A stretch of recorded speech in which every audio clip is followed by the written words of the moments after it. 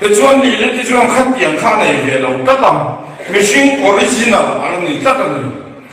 machine original thì tất cả là gì à cho bằng chuyện khổ machine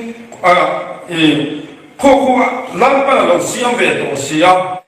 lần ba thì dream em mà sẽ tăng là các cái buổi để các chị lần ba và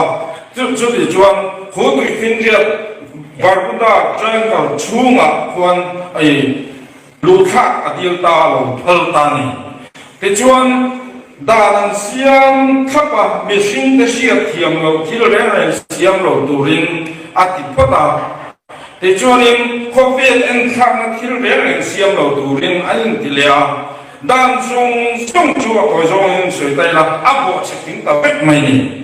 cái chuyện là chuyện áp tin là sang râu quý xia là trong những thành phố thì cái chung ăn đấy tổ lần Solomon à trong đấy tổ hành ăn sợi đấy tổ này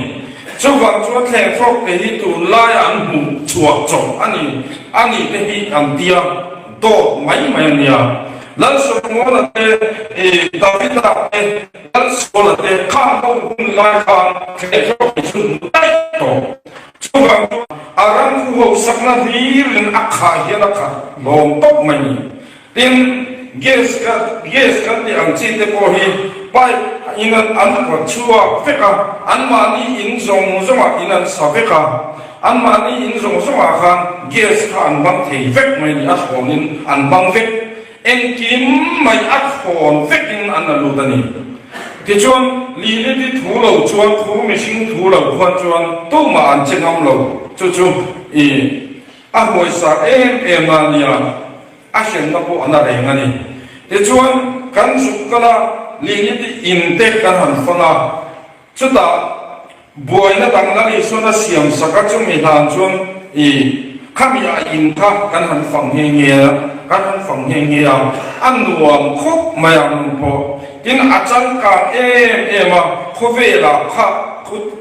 khút địa anh á in trả hút cái là một lỗ sim mà hết thì hiện